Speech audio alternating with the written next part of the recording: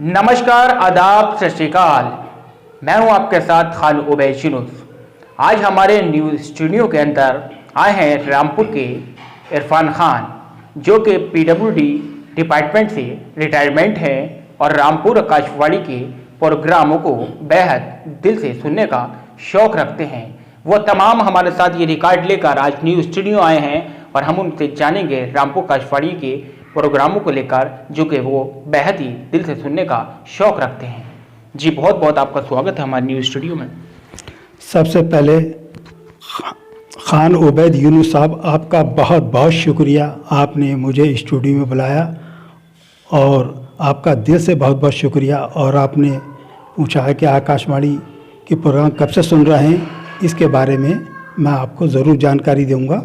जो सवाल पूछेंगे उसका जवाब भी दूंगा इंशाल्लाह। आपका भी बहुत बहुत स्वागत हमारे न्यूज़ स्टूडियो के अंदर।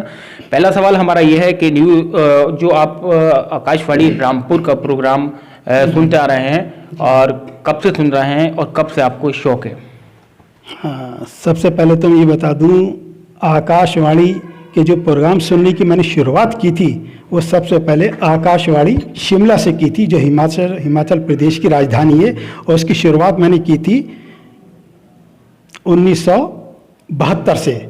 मैं आपको दिखा सकता हूँ, उस समय मेरा ये फ़ोटो भी दिखा रहा हूँ। मेरे ये फ़ोटो की पहचान है इरफान खान के नाम से। और आकाशवाणी शिमला में जब मैं पत्र डालता था उस समय मेरा एड्रेस था इरफान खान, गुजरटोला, थाना टीन, बच्चों का कुतुब खाना, पक्की मस्जिद, रामपुर। मैं ये भी दिखा सकता हूँ। ये 1972-73 की मोहरें लगी हुई आज तक। तो आकाशवाणी शिमला में जब मैं खत डालता था तो उस समय के वहाँ पर अनाउंसर जो थे दीपक भंडारी साहब, BR मेहता साहब और श्याम गुप्ता साहब और मैडम कलावती ठाकुर जी थी। तो इन लोगों के नाम मुझे आज तक याद हैं और मेरा बहुत शौक़ था। आकाशवाणी शिमला से मैं 7-8 साल तक जुड़ा रहा। फिर 78 में फिर मेरी शादी हो गई थी। फिर मैं अपने परिवार में ही लग गया, लेकिन आकाशवाणी शिमला के प्रोग्राम मैं बराबर सुनता रहा जी। और इस बीच में मैंने मॉस्को रेडियो पे, जो मॉस्को रूस की राजधानी है, वहाँ भी मैं खत डालता था। Voice of America, Washington DC, वहाँ भी मैं खत डालता था। और द बर्लिन कॉलोन, वहाँ भी रेडियो में खत डालता था। बगदाद, इराक़ की राजधानी, वहाँ भी मैं खत डालता था। ईरान की राजधानी तेहरान में खत डालता था। Radio Sri Lanka broadcasting corporation Colombo, वहाँ भी मैं खत डालता था। मैं आपको यहाँ एक बात बताता चलूँ, मैंने जो रेडियो स्टेशन के नाम लिए, Washington DC, America, Iraq, Iran और जो जर्मनी रेडियो, और जितने भी ये कार्यक्रम हमारे भारतीय लोगों के लिए वो प्रसारण होता था उस समय। तो हम उस समय पोस्टकार्ड डालते थे। जहाँ तक मेरा अंदाज़ा है कि 15 पैसे का पोस्टकार्ड आता था, तो हम डालते थे। तो बहुत अच्छा लगता था हमें। जब आकाशवाणी शिमला से हमारा नाम आता तो बहुत खुशी होती थी। उसके बाद फिर हमने देखा तो इसके अंदर रेडियो ताशकंद भी आना, Moscow, Beijing, the colon, Germany और तमाम ऐसे रेडियो। तो बहुत अच्छा लगा। तो हमने करे वहाँ भी हमने खत डाले। लेकिन वहाँ हम जो खत डालते थे तो वहाँ के रेडियो स्टेशन के जो अनाउंसर थे उन्होंने कहा कि अगर आपको हमसे जुड़ना है तो हमारी MBC जो नई दिल्ली के अंदर, आप वहाँ डाला करें। तो हम वहाँ उस MBC के पते पर डालते थे। वो सीधे पत्र हमारे वहाँ जाते थे और फिर हमें अपने ख़तों का जवाब मिलता था। तो बहुत ही अच्छा लगता था। हाँ, मैंने काफ़ी, मेरा शौक़ था अपना नाम सुनने का, ये मेरा शौक़ है जी वैसा। अच्छा, इन रिकॉर्ड के बारे में थोड़ा बताइए दर्शकों को। हमारे ये रिकॉर्ड जो आपने तमाम सारे इकट्ठे कर रखे हैं, ये कौन सी सन से आप इकट्ठे करते आ रहे हैं? हाँ उबैद साहब, मैं आपको जानकारी देना चाहूँगा। आकाशवाणी रामपुर में जहाँ तक मेरा अंदाज़ा है, शायद 75 में आकाशवाणी रामपुर में मैंने 2 प्रोग्राम दिए थे। एक प्रोग्राम दिया था कृषि जगत में खेती के साथ साथ मुर्गी पालन से लाभ, और दूसरा प्रोग्राम दिया था आलू की कहानी। ये प्रोग्राम मैंने दिए थे और बहुत अच्छा लगा। लेकिन उस समय मैं आकाशवाणी रामपुर में पत्र भी डालता था और अच्छा लगता था। और फिर उस बीच में फिर मुझे सरकारी नौकरी 11/82 को मुझे मिल गई थी।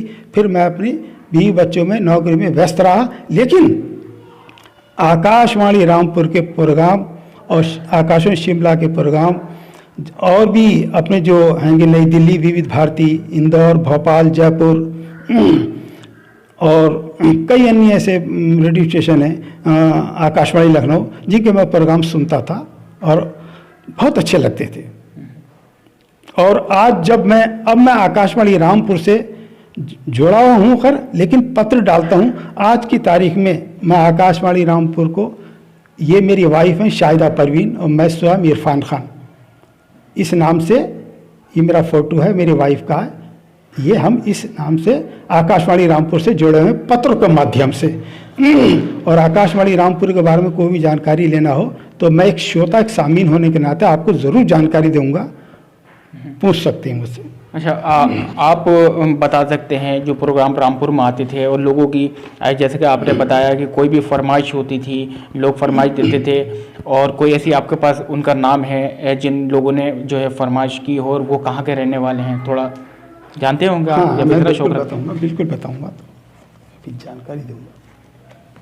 बिल्कुल, तमाम वो हमारे सामने जो ये रिकॉर्ड निकाल रहे हैं, आप लोग भी देख रहे हैं, ये उनके पास काफ़ी रिकॉर्ड हैं, और जो आकाशवाणी रामपुर को अब तक उन्होंने सुना है और जो लोगों की फरमाइश जाती थी वो इनके संज्ञान में है, और उनके पास रिकॉर्ड है, उन्होंने अपना रिकॉर्ड बना रखा है किसने किस गाने को लेकर रामपुर आकाशवाणी रेडियो से फरमाइश की थी और किससे की थी।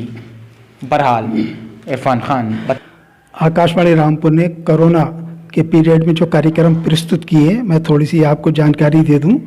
17/7/21 को पीलीभीत पूर्ति अधिकारी श्री AP सिंह साहब से जो बातचीत की, सतीश चंद्र मिश्रा साहब थे आकाशवाणी रामपुर के संवाददाता, और ये कार्यक्रम प्रस्तुत किया असीम सक्सेना साहब जी ने। और इसके बारे में थोड़ा सा और बता दूं, आज़ादी का अमृत महोत्सव, इसको लेकर आकाशवाणी रामपुर ने एक कार्यक्रम प्रस्तुत किया है।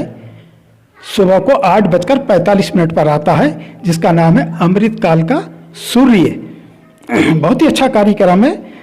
20 नवंबर को, हालांकि मैं बता दूं ये पहली नवंबर से कार्यक्रम शुरू हुआ है, 20 नवंबर को असीम सक्सेना साहब ने ये कार्यक्रम प्रस्तुत किया था मैथिली शरण गुप्त जी साहब पर। अच्छा लगा। और अमृतकाल का सूर्य ही कार्यक्रम में 4 दिसंबर को एक कार्यक्रम प्रस्तुत हुआ था, जिसपे अली हैदर खां ड्यूटी पर थे, और असीम साहब ने यह कार्यक्रम 10 मिनट का पेश किया, और किया था भारतीय नौसेना का गौरवशाली इतिहास। बहुत ही अच्छा प्रोग्राम था, बहुत ही अच्छा प्रोग्राम था, काबिल तारीफ था, और जितनी भी तारीफ की जाए वो कम ही कम है, बहुत ही। और एक कार्यक्रम आकाशवाणी रामपुर ने शुरू किया, आज के मेहमान, सुबह सवेरे आता है 7:30 से लेकर 8 बजे तक, आधा घंटा, उसके अंदर एक मेहमान को बुलाते हैं। तो उसमें 27 जून 2022 को मैडम अपर्णा श्रीवास्तव जी ने, उस वक्त ड्यूटी पे थी, कार्यक्रम पेश किया था। सलील जैन साहब अनाउंसर पूर्व आकाशवाणी रामपुर में थे वो कार्यरत, उनसे बातचीत हुई थी। तो मैं ये जानकारी देना चाह रहा हूँ, इन कार्यक्रमों के बारे में मैंने बकायदा आकाशवाणी रामपुर को लिस्ट अनुसार पूरी सूची भेज दी है, और बहुत अच्छा लगा। अब आप गाने के बारे में पूछ रहे थे शायद। जी, गाना कोई आपको ऐसा याद है जो लोगों की फरमाइश होती थी, आकाशवाणी रामपुर रेडियो को अपनी फरमाइश भेजते थे, कोई गीत हो या ऐसा गाना जो आपको याद हो? जी, बहरहाल वो तमाम ये रिकॉर्ड लेकर आज जो स्टूडियो पहुँचे हैं, और ऐसा रिकॉर्ड देखकर आप भी देख रहे होंगे, शायद ये रिकॉर्ड देखकर ही ये अंदाज़ा लगाया जा सकता है कि रामपुर के जो इरफान खान हैं वो रेडियो के कितने शौकीन हैं, यानी कि दिल से पसंद करते हैं। 1:15 पर आकाशवाणी रामपुर से एक प्रोग्राम आता है, धरती गाती है, 15 मिनट का प्रोग्राम आता है। मुझे लोकगीत बहुत पसंद है। जी जी। और आकाशवाणी रामपुर को मैंने धरती गाती है कार्यक्रम के अंतर्गत 60 या 61 लोकगीत के जो गायक गायिका हैं उनकी एक मैंने सूची भी भेज दी है, और उनके गीत के बोल भी मेरे पास नोट हैं, वो भी मैंने भेज दिए।